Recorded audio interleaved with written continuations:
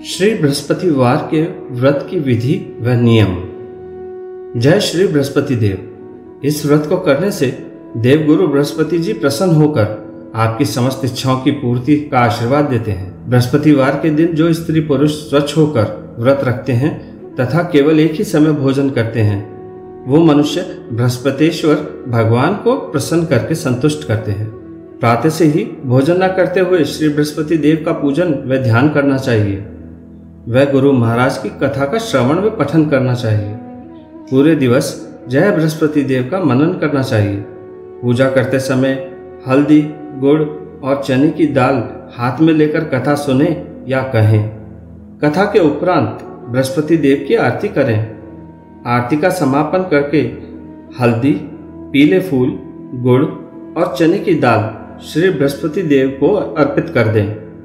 उनके सामने सिर झुकाकर प्रणाम करें। वह अपनी मनोकामना को कहें, विनती करें। भगवान बृहस्पति अवश्य ही आपकी इच्छा को पूर्ति करते हैं। यदि आप ये पूजा केले की जड़ में करते हैं तो अति उत्तम होता है, क्योंकि ऐसा माना जाता है कि विष्णु भगवान व बृहस्पति भगवान का वास केले की जड़ में होता है। अपने भक्तों को प्रभु धन, विद्या तथा मनवांछित फलों की प्राप्ति का आशीर्वाद देते हैं। परंतु इस दिन घर में पोछा नहीं लगाना चाहिए, सिर नहीं धोना चाहिए, हजामत न बनवाएं, नहीं बाल या नाखून कटवाना चाहिए। इससे बृहस्पति देव की कृपा मिलने में संशय रहता है। अपना पूर्ण विश्वास दृढ़ प्रतिज्ञा होकर गुरु भगवान पर रखना चाहिए और फिर संध्या वंदन करके पीले रंग का भोजन को खाकर व्रत को समापन करना चाहिए या पारण करना चाहिए। जय बृहस्पति देव। आइए कथा आरंभ करते हैं। अथ श्री बृहस्पतिवार व्रत कथा। एक समय की बात है, भारतवर्ष में एक नृपति राज्य करता था। वह बड़ा ही प्रतापी और दानी था। वह नित्य प्रतिदिन मंदिर में दर्शन करने जाता था। वह ब्राह्मण और गुरु की सेवा किया करता था। उसके दरवाजे से कोई भी निराश नहीं लौटता था तथा वह हर एक दिन गरीबों की सहायता करता था। परंतु यह सब बातें उसकी रानी को अच्छी नहीं लगती थीं। वह व्रत न करती और न किसी को एक दमड़ी तक दान में देती थी। राजा से भी ऐसा करने को मना करती थी। एक समय की बात है कि राजा शिकार खेलने गए हुए थे। घर पर रानी और दासी थी। उस समय गुरु बृहस्पति देव एक साधु का रूप धारण करके राजा के दरवाजे पर भिक्षा मांगने आए तथा भिक्षा मांगी तो रानी कहने लगी, हे साधु महाराज, मैं इस दान और पुण्य से बहुत तंग आ गई हूँ। मेरे से तो घर का ही कार्य समाप्त नहीं होता। इस कार्य के लिए तो मेरे पतिदेव भी बहुत है। अब आप कृपा करें कि यह सब धन नष्ट हो जावे तथा मैं आराम से रह सकूं। साधु बोले, हे देवी, तुम तो बड़ी विचित्र हो। संतान और धन से कोई भी दुखी नहीं होता, इसको सभी चाहते हैं। पापी भी पुत्र की और धन की इच्छा करता है। अगर आपके पास धन अधिक है तो भूखे मनुष्य को भोजन कराओ, प्याऊ लगवाओ, ब्राह्मणों को दान दो, धर्मशालाएं बनवाओ, कुआं, तालाब, बावड़ी, बाग, बगीचों आदि का निर्माण करो। निर्धन मनुष्य की कुंवारी कन्याओं का विवाह कराओ, अनेकों यज्ञादि धर्म करो। इस प्रकार के कर्मों से आपका कुल और आपका नाम परलोक में सार्थक होगा एवं स्वर्ग की प्राप्ति होगी। मगर वह रानी इन बातों से खुश न हुई। वह बोली, हे साधु महाराज, मुझे ऐसे धन की भी आवश्यकता नहीं है जिसको और मनुष्य को दान देना पड़े तथा जिसको रखने और उठाने में मेरा समय बर्बाद हो जाए। साधु ने कहा कि हे देवी, तुम्हारी ऐसी इच्छा है तो ऐसा ही होगा। मैं तुम्हें बताता हूँ, वैसा ही करना। बृहस्पतिवार के दिन घर को गोबर से लीपना, अपने केशों को धोना, केशों को धोते समय स्नान करना, राजा से कहना कि वह हजामत करवाएं, भोजन में मांस मदिरा खाना, कपड़ा धोबी के यहाँ धुलने डालना। इस प्रकार 7 बृहस्पतिवार करने से तुम्हारा सब धन नष्ट हो जाएगा। ऐसा कहकर वह साधु महाराज अंतर्ध्यान हो गए। रानी ने साधु के कहने के अनुसार वैसा ही किया। 3 ही बृहस्पतिवार बीते थे कि उसका समस्त धन नष्ट हो गया और भोजन के लिए दोनों समय तरसने लगे। सांसारिक भोगों से दुखी रहने लगे। तब वह राजा रानी से कहने लगे कि अब तुम यहीं पर रहो, मैं दूसरे देश जाकर कोई काम करता हूँ। यह हमारे देश में तो सब लोग मुझे जानते हैं, यहाँ तो मुझे कोई काम देगा नहीं। राजा परदेश चले गए। वहाँ जंगल को जाते और लकड़ी काट कर लाते और शहर में बेचते। इसी तरह जीवन व्यतीत करने लगे। इधर राजा के घर रानी और दासी दुखी रहने लगी। किसी दिन भोजन मिलता और किसी दिन खाली जल पीकर रह जाती। एक समय रानी और दासी 7 रात बिना भोजन व्यतीत हो गए। रानी ने अपनी दासी से कहा, हे दासी, यहाँ पास ही नगर में मेरी बहन रहती है, वह बड़ी धनवान है, तू उसके पास जा और वहां से 5 सेर जौ मांग ला, जिससे कुछ समय के लिए गुजर हो जाएगी। इस प्रकार रानी की आज्ञा मानकर दासी उसकी बहन के पास गई और रानी की बहन उस समय पूजन कर रही थी, क्योंकि उस रोज बृहस्पतिवार था। जब दासी ने राजा की बहन को देखा और उससे बोली, हे रानी, मुझे तुम्हारी बहन ने भेजा है, मेरे लिए 5 सेर भेजर दे दो। इस प्रकार दासी ने अनेक बार कहा, परंतु रानी ने कुछ उत्तर न दिया, क्योंकि उस समय वह बृहस्पतिवार की कथा सुन रही थी। इस प्रकार जब बांदी को किसी प्रकार का उत्तर नहीं मिला तो वह बहुत दुखी हुई और क्रोध भी आया और लौटकर अपने गांव आकर रानी के पास कहने लगी, हे रानी, तुम्हारी बहन तो बहुत धनवान है, वह छोटे मनुष्य से बात भी नहीं करती, इसीलिए मैंने उससे कहा तो उसने कोई उत्तर नहीं दिया, मैं वापस चली आई। रानी बोली, हे दासी, इसमें उनका कोई दोष नहीं है। जब बुरे दिन आते हैं तब कोई सहारा नहीं देता, अच्छे बुरे का पता आपत्ति में ही लगता है। जो ईश्वर की इच्छा होगी वही होगा, यह सब हमारे भाग्य का दोष है। इधर उस रानी ने देखा कि मेरी बहन की दासी आई थी, परंतु मैं उससे कुछ नहीं बोली, इससे वह बहुत दुखी हुई होगी। यह सोच कथा सुन और विष्णु भगवान का पूजन समाप्त कर रानी बहन के घर चली गई और वहां पहुंचकर कहने लगी, हे बहन, मैं बृहस्पतिवार का व्रत कर रही थी, तुम्हारी दासी गई, परंतु जब तक कथा नहीं होती तब तक उठते नहीं हैं और ना बोलते हैं, इसीलिए मैं बोली नहीं। कहो दासी क्यों गई थी? रानी बोली, बहन, मेरे यहाँ अन्न नहीं है, वैसे तुमसे कोई बात तो छुपी नहीं है, इसीलिए मैंने दासी को तुम्हारे पास 5 सेर जौ लेने भेजा था। रानी बोली, बहन देखो, बृहस्पति भगवान मनोकामना पूर्ण करते हैं, देखो शायद तुम्हारे घर में भी अनाज रखा हो। इस प्रकार का वचन जब रानी ने सुना तो घर गई और वहां उसे एक घड़ा जौ से भरा मिला। तब तो रानी और बांदी बहुत खुश हुई और दासी कहने लगी, हे रानी, देखो, जब हमारे पास पैसा नहीं होता तो हमारा रोज ही व्रत होता है, अगर इनसे व्रत की विधि और कथा पूछ ली जाए तो उसे हम किया करेंगे। तब रानी ने अपनी बहन से पूछा, बृहस्पतिवार के व्रत की कथा और व्रत कैसे करना चाहिए? तब उसने कहा कि गुरु के व्रत में चना की दाल मुनक्का से विष्णु भगवान का केले की जड़ में पूजन करें तथा दीपक जलावें, पीला भोजन करें तथा कहानी सुने। इस प्रकार करने से गुरु भगवान प्रसन्न होते हैं, अन्न, पुत्र, धन देते हैं, मनोकामना पूर्ण करते हैं। इस प्रकार रानी और दासी दोनों ने निश्चय किया कि बृहस्पतिवार भगवान का पूजन जरूर करेंगे। 7 रोज बाद जब बृहस्पतिवार आया तो उन्होंने व्रत रखा, गुड़शाला में जाकर गुड़ चना बीन लाई तथा केले की जड़ में विष्णु भगवान का पूजन किया। अब भोजन पीला कहाँ से आवे? बेचारी बहुत दुखी हुई, परंतु उन्होंने व्रत किया था, इस कारण से गुरु भगवान प्रसन्न थे। 2 थालों में सुंदर पीला भोजन लेकर आए और दासी को देकर बोले, हे दासी, यह तुम्हारे और रानी के लिए भोजन है। तब दासी भोजन पाकर बहुत खुश हुई, रानी से बोली, चलो भोजन कर लो। रानी को इस विषय में कुछ पता नहीं था, इसलिए वह दासी से बोली, तू ही भोजन कर, क्योंकि तू हमारी व्यर्थ में हंसी उड़ा रही है। दासी बोली, एक महात्मा भोजन दे गया है। तब रानी कहने लगी, यह भोजन तो तेरे लिए है, तू ही खा। दासी ने कहा, वह महात्मा हम दोनों को 2 थालों में भोजन दे गए हैं, इसीलिए हम तुम दोनों साथ में भोजन करेंगी। इस प्रकार रानी और बांदी ने गुरु भगवान को नमस्कार किया, भोजन प्रारंभ किया। अब वह प्रत्येक बृहस्पतिवार को गुरु भगवान का व्रत और पूजन करने लगी। बृहस्पति भगवान की कृपा से फिर रानी और दासी के पास धन हो गया। रानी फिर उसी प्रकार आलस्य करने लगी। तब दासी बोली, देखो रानी, तुम पहले इस प्रकार आलस्य करती थी, तुम्हें धन रखने में कष्ट होता था, इसी कारण सभी धन नष्ट हो गया।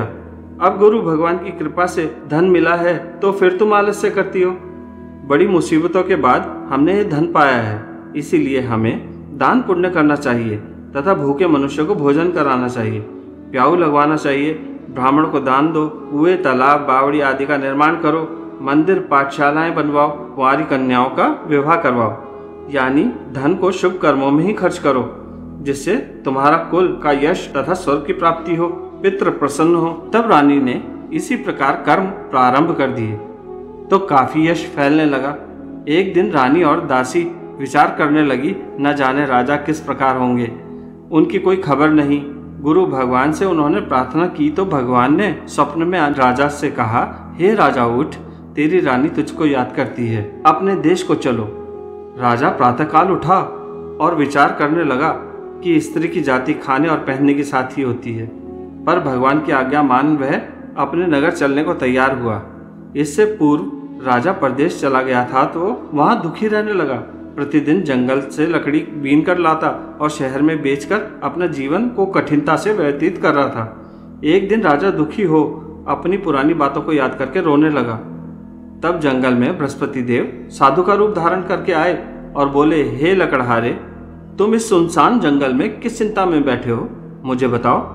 यह सुन राजा के नेत्रों में जल भर आया और साधु की वंदना कर बोले, हे प्रभु, आप सब कुछ जानने वाले हो।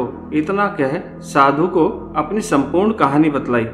महात्मा दयालु होते हैं। उससे बोले, हे राजा, तुम्हारी स्त्री ने बृहस्पति देव का अपराध किया था, जिस कारण तुम्हारी ये दशा हुई। अब तुम किसी प्रकार की चिंता मत करो, भगवान तुम्हें पहले से भी अधिक धनवान करेगा। देखो, तुम्हारी स्त्री ने भी गुरुवार का व्रत प्रारंभ कर दिया है। तुम मेरा कहा मानकर बृहस्पति को व्रत करके चने की दाल, गुड़ जल के लोटे में डालकर केले का पूजन करो, फिर कथा कहो और सुनो, भगवान तेरी सब मनोकामनाएं पूर्ण करेगा। साधु को प्रसन्न देखकर राजा बोला, हे प्रभु, मुझे लकड़ी बेचकर इतना पैसा कहाँ से मिलेगा जिससे भोजन करने के उपरांत मैं कुछ बचा सकूं? मैंने रात्रि में अपनी रानी को व्याकुल देखा है। मेरे पास कुछ भी नहीं जिससे उसकी खबर तो मंगा सकूं, और फिर मैं कौन सी कहानी कहूँ वो भी मुझे मालूम नहीं है। साधु ने कहा, हे राजा, तुम किसी बात की चिंता मत करो। बृहस्पतिवार के दिन तुम रोजाना की तरह लकड़ियां लेकर शहर जाओ। तुमको रोज से दुगना धन प्राप्त होगा, जिससे तुम भली भांति भोजन कर लोगे तथा बृहस्पति देव की पूजा का सामान भी आ जाएगा। और बृहस्पतिवार की कथा इस प्रकार है। बृहस्पति देव की कथा। प्राचीन काल में एक ब्राह्मण था। वह बहुत निर्धन था, उसके कोई संतान नहीं थी। उसकी स्त्री बहुत मलिनता के साथ रहती थी। ना वह स्नान करती थी, ना किसी देवता का पूजन करती थी। प्रातःकाल उठते ही सर्वप्रथम भोजन करती थी, बाद में अन्य कोई काम। इससे ब्राह्मण देवता बड़े दुखी हुए थे। बेचारे बहुत कुछ किया करते थे, किंतु उसका कोई परिणाम न निकला। भगवान की कृपा से ब्राह्मण की स्त्री के कन्या रूपी रत्न पैदा हुआ। वह कन्या घर में बड़ी होने लगी। वह बालिका प्रातः स्नान करके विष्णु भगवान का पूजन करने लगी, बृहस्पतिवार का व्रत करने लगी। अपने पूजन को समाप्त कर पाठशाला जाती तो अपनी मुट्ठी में जौ भर कर ले जाती और पाठशाला के मार्ग में डालती जाती। जब ये जौ स्वर्ण के हो जाते, लौटते समय उन्हें बीन कर ले जाती थी। एक दिन वह बालिका धूप में सोने के जौ को फटक कर साफ कर रही थी कि उसके पिता ने देख लिया और कहा कि हे बेटी, सोने के जौ को साफ करने के लिए सोने का ही सूप होना चाहिए। दूसरे दिन गुरुवार था। इस कन्या ने व्रत रखा और बृहस्पति देव से प्रार्थना की कि प्रभु, मैंने आपकी पूजा अगर सच्चे मन से की है तो मेरे लिए सोने का सूप दे दो। बृहस्पति देव ने उसकी प्रार्थना स्वीकार कर ली। रोजाना की तरह वह कन्या जौ फैलाती हुई जाने लगी। जब लौटकर जौ बीन रही थी तो बृहस्पति देव की कृपा से उसे सोने का सूप मिला। उसे वह घर लेकर आई और उसमें जौ साफ करने लगी, परंतु उसकी माँ का वही ढंग रहा। एक दिन की बात है कि कन्या सोने के सूप में जौ साफ कर रही थी। उस समय उस शहर का राजपुत्र वहां से होकर निकला।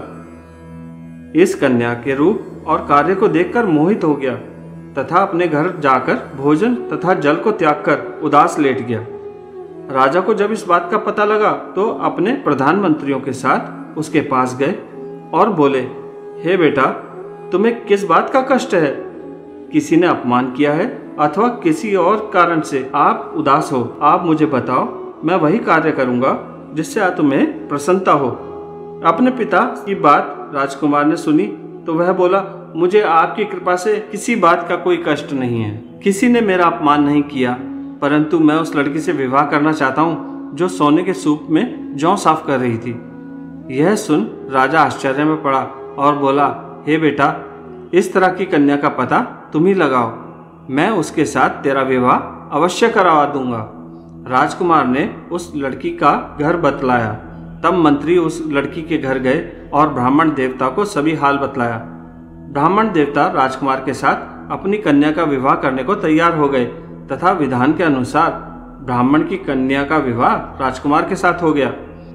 कन्या के घर से जाते ही पहले की भांति उस ब्राह्मण देवता के घर गरीबी का निवास हो गया। अब भोजन के लिए अन्न भी बड़ी मुश्किल से मिलता था। एक दिन दुखी होकर ब्राह्मण देवता अपनी पुत्री के पास गए। बेटी ने पिता की दुखी अवस्था को देखा और अपनी माँ का हाल पूछा। तब ब्राह्मण ने सभी हाल कहा। कन्या ने बहुत धन देकर अपने पिता को विदा किया। इस तरह ब्राह्मण का कुछ समय सुखपूर्वक व्यतीत हुआ। कुछ दिन बाद फिर वही हाल हो गया। ब्राह्मण फिर अपनी कन्या के घर गए और सभी हाल कहा तो लड़की बोली, पिताजी, आप माता जी को यहाँ लेवा लाओ, मैं उसे विधि बता दूंगी जिससे गरीबी दूर हो जाए। वह ब्राह्मण देवता अपनी स्त्री को साथ लेकर पहुंचे तो अपनी माँ को समझाने लगी, हे माँ, तुम प्रातःकाल उठकर प्रथम स्नान आदि करके विष्णु भगवान का पूजन करो तो सब दरिद्रता दूर हो जाएगी। परंतु उसकी माँ ने एक बात नहीं मानी और प्रातःकाल उठकर फिर भोजन कर लिया। एक दिन उसकी पुत्री को भी बहुत गुस्सा आया और एक रात कोठरी से सभी सामान निकाल दिया और अपनी माँ को उसमें बंद कर दिया। प्रातःकाल उसमें से निकाला तथा स्नान आदि करा के पाठ करवाया तो उसकी माँ की बुद्धि ठीक हो गई और फिर प्रत्येक बृहस्पतिवार को व्रत रखने लगी। इस व्रत के प्रभाव से वह बहुत ही धनवान व पुत्रवती हो गई और बृहस्पति जी के प्रभाव से स्वर्ग को प्राप्त हुई तथा वह ब्राह्मण भी सुखपूर्वक इस लोक के सुख भोग कर स्वर्ग को प्राप्त हुए। इस तरह कहानी कहकर साधु देवता लोप हो गए। धीरे धीरे समय व्यतीत होने लगा पर फिर वही बृहस्पतिवार का दिन आया। राजा जंगल से लकड़ी काटकर किसी शहर में बेचने गया। उसे उस दिन से और अधिक पैसा मिला। राजा ने चना गुड़ आदि लाकर गुरुवार का व्रत किया। उस दिन से उसके सभी क्लेश दूर हो गए। परंतु जब दूसरा गुरुवार का दिन आया तो बृहस्पतिवार का व्रत करना भूल गया। इस कारण बृहस्पति भगवान नाराज हो गए। उस दिन उस नगर के राजा ने विशाल यज्ञ का आयोजन किया था तथा शहर में घोषणा करा दी, कोई भी मनुष्य अपने घर भोजन न बनावे, न आग जलावे, समस्त जनता मेरे यहाँ भोजन करने आए। इस आज्ञा को जो न मानेगा उसे मैं फांसी की सजा दूंगा। इस तरह की घोषणा संपूर्ण नगर में करवा दी गई। राजा की आज्ञा अनुसार शहर के सभी लोग भोजन करने गए, लेकिन लकड़हारा कुछ देर से पहुंचा, इसलिए राजा उसको अपने साथ घर लेवा ले गया और ले जाकर भोजन करा रहे थे। रानी की दृष्टि खूंटी पर पड़ी जिस पर उसका हार लटका हुआ था, वहां पर दिखाई नहीं दिया। रानी ने निश्चय किया कि मेरा हार जरूर इसी मनुष्य ने चुरा लिया है। उसी समय सैनिकों को बुलवाकर उसको जेल खाने में डलवा दिया। जब राजा जेल खाने में पड़ गया तो वह बहुत दुखी होकर विचार करने लगा, न जाने कौन से पूर्व जन्म के कर्म मेरे को दुख प्राप्त करा रहे हैं। उसी साधु को याद करने लगे जो कि जंगल में मिला था। उसी समय तत्काल बृहस्पति देव साधु के रूप में वहां प्रकट हो गए और उसकी दशा देखकर कहने लगे, अरे मूर्ख, तूने बृहस्पति देवता की कथा नहीं कही, इसी कारण से तेरे लिए दुख प्राप्त हुआ है। अब चिंता मत कर, बृहस्पतिवार के दिन जेल खाने के दरवाजे पर तुझे 4 पैसे पड़े मिलेंगे, उनसे तू बृहस्पति देव की पूजा करना, तेरे सभी कष्ट दूर हो जाएंगे। बृहस्पतिवार के रोज उसे 4 पैसे मिले। राजा ने कथा कही। उसी रात्रि को बृहस्पति देव ने उस नगर के राजा को स्वप्न में कहा कि हे राजा, तुमने जिस आदमी को जेल खाने में बंद कर दिया है वह निर्दोष है, राजा है, उसे छोड़ देना। रानी का हार उसी खूंटी पर लटका हुआ है। अगर तू ऐसा नहीं करेगा तो मैं तेरे राज्य को नष्ट कर दूंगा। इस तरह रात्रि स्वप्न को देख राजा प्रातःकाल उठा और खूंटी पर हार देखकर लकड़हारे को बुलाकर क्षमा मांगी तथा उसको योग्य सुंदर वस्त्र आभूषण देकर विदा किया तथा गुरुदेव की आज्ञा अनुसार राजा अपने नगर को चल दिया।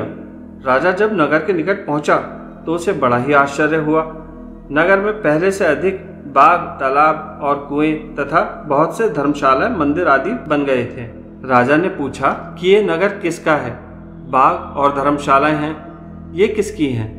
तब नगर के सब लोग कहने लगे, यह सब रानी और बांदी के हैं। तो राजा को आश्चर्य हुआ और गुस्सा भी आया। जब रानी ने यह खबर सुनी कि राजा आ रहे हैं, तो उसने बांदी से कहा कि हे दासी, देख राजा हमको कितनी बुरी हालत में छोड़ गए थे। वह हमारी ऐसी हालत देखकर लौट ना जाएं, इसीलिए तू दरवाजे पर खड़ी हो जा। आज्ञा अनुसार दासी दरवाजे पर खड़ी हो गई और राजा आए तो उन्हें अपने साथ लिवा ले गई। तब राजा ने क्रोध करके अपनी तलवार निकाली और पूछने लगे, यह बताओ कि यह धन तुम्हें कैसे प्राप्त हुआ? तब उसने कहा, हमें धन बृहस्पति देव के इस व्रत के प्रभाव से प्राप्त हुआ है। राजा ने निश्चय किया कि 7 रोज बाद तो सभी बृहस्पति देव का पूजन करते हैं, परंतु मैं रोजाना दिन में 3 बार कहानी कहा करूंगा तथा रोज व्रत किया करूंगा। अब हर समय राजा के दुपट्टे में चने की दाल बंधी रहती तथा दिन में 3 बार कहानी कहता। एक रोज राजा ने विचार किया कि चलो अपनी बहन के यहाँ हो आवे। इस तरह निश्चय कर राजा घोड़े पर सवार हो अपनी बहन के यहाँ चला। मार्ग में उसने देखा कुछ आदमी एक मुर्दे को लेकर जा रहे हैं। उन्हें रोककर राजा कहने लगे, अरे भैया, बृहस्पति देव की कहानी सुन लो। वो बोला, लो हमारा तो आदमी मर गया और इसे अपनी कथा की पड़ी है। परंतु कुछ आदमी बोले, अच्छा कहो, हम तुम्हारी कथा भी सुन लेंगे। राजा ने दाल निकाली और जब कथा आधी हुई मुर्दा हिलने लगा और जब कथा समाप्त हुई तो राम राम कहकर मनुष्य उठ खड़ा हुआ। आगे मार्ग में उसे एक किसान खेत में हल चलाता मिला। राजा ने उससे कहा, अरे भैया, तुम मेरी बृहस्पतिवार की कथा सुन लो। किसान बोला, जब तक मैं तेरी कथा सुनूंगा तब तक मैं 4 हरैया जोत लूंगा। जा अपनी कथा किसी और को सुनाना। इस तरह राजा आगे चलने लगा। राजा के हटते ही बैल पछाड़ खाकर गिर गया तथा किसान के पेट में बहुत तेज दर्द होने लगा। उस समय उसकी माँ रोटी लेकर आई। उसने जब यह देखा तो अपने पुत्र से सब हाल पूछा। तब किसान ने सभी हाल कहा तो बुढ़िया दौड़कर उस घुड़सवार के पास गई और बोली, मैं तेरी कथा सुनूंगी, तू मेरे खेत पर चलकर कहना। तब राजा ने बुढ़िया के खेत पर जाकर कथा कही, जिसको सुनते ही बैल खड़े हो गए तथा किसान के पेट का दर्द बंद हो गया। राजा अपनी बहन के घर पहुंचा तो बहन ने खूब मेहमानी की। दूसरे रोज प्रातःकाल राजा जागा तो देखा कि सब लोग भोजन कर रहे हैं। राजा ने अपनी बहन से कहा, ऐसा कोई मनुष्य है जिसने भोजन न किया हो? मेरी बृहस्पतिवार की कथा सुन ले। बहन बोली, हे भैया, यह देश ऐसा ही है, पहले यहाँ लोग भोजन करते हैं, बाद में अन्य कोई काम। अगर कोई पड़ोस में होगा तो देखाऊं। वह ऐसा कहकर देखने चली गई, परंतु उसे कोई ऐसा व्यक्ति नहीं मिला जिसने भोजन न किया हो। अतः वह कुम्हार के घर गई जिसका लड़का बीमार था। उसे मालूम हुआ कि उनके यहाँ 3 रोज से किसी ने भोजन नहीं किया है। रानी ने अपने भाई की कथा सुनने के लिए कुम्हार से कहा। वह तैयार हो गया। राजा ने जाकर बृहस्पतिवार की कथा कही, जिसको सुनकर उसका लड़का ठीक हो गया। अब तो राजा को प्रसन्नता होने लगी। एक रोज राजा ने अपनी बहन से कहा, हम अपने घर जाएंगे, तुम भी तैयार हो जाओ। राजा की बहन ने अपनी सास से कहा। सास बोली, हाँ चली जा, परंतु अपने लड़कों को मत ले जाना, क्योंकि तेरे भाई के यहाँ औलाद नहीं होती। यह बात उसने भाई से कही। तब राजा बोला, जब कोई बालक ही नहीं चलेगा तो तुम ही चलकर क्या करोगी? बड़े दुखी मन से राजा अपने नगर को लौट आया और सब हाल रानी से कहा। हम निर्वंशी राजा हैं, हमारा मुंह देखने का धर्म नहीं है और कुछ भोजन आदि नहीं किया। रानी बोली, हे प्रभु, बृहस्पति देव ने राजा से सपने में कहा, हे राजा उठ, सभी सोच को त्याग दे, तेरी रानी गर्भ से है। राजा को यह बात सुनकर बड़ी खुशी हुई। 9वें महीने में उसके यहाँ एक सुंदर पुत्र पैदा हुआ। तब राजा बोला, स्त्री बिना भोजन के रह सकती है, बिना कहे नहीं रह सकती। जब मेरी बहन आए तो उससे कुछ मत कहना। उस समय रानी ने हाँ कह दिया। जब राजा की बहन ने यह शुभ समाचार सुना तो वह बहुत खुश हुई तथा बधाई लेकर अपने भाई के यहाँ आई। तभी रानी ने कहा, घोड़ा चढ़कर तो नहीं आई, गधा चढ़ी आई। राजा की बहन बोली, भाभी मैं इस प्रकार ना कहती तो तुम्हें औलाद कैसे मिलती? बृहस्पति देव ऐसे ही हैं, जैसे जिसके मन में कामनाएं हैं सभी को पूर्ण करते हैं। जो सद्भावना पूर्वक बृहस्पतिवार का व्रत करता है एवं कथा पढ़ता है अथवा सुनाता है या सुनता है तो बृहस्पति देव उनकी सभी मनोकामना पूर्ण करते हैं। भगवान बृहस्पति देव उनकी सदैव रक्षा करते हैं। संसार में सद्भावना से भगवान का पूजन व्रत सच्चे हृदय से करते हैं, उनकी सभी मनोकामना पूर्ण करते हैं। जैसे सच्ची भावना से रानी और राजा ने उनकी कथा का गुणगान किया था तो उनकी सभी इच्छाएं बृहस्पति देव ने पूरी की थी। इसीलिए सब कथा सुनने के बाद प्रसाद लेकर जाना चाहिए। हृदय से उनका मनन करते हुए जयकारा बोलना चाहिए। बोलो बृहस्पति देव की जय। आइए अब श्री बृहस्पति देव की आरती करते हैं। ओम जय बृहस्पति देवा, स्वामी जय बृहस्पति देवा। छिन छिन भोग लगाऊं, छिन छिन भोग लगाऊं, कदली फल मेवा।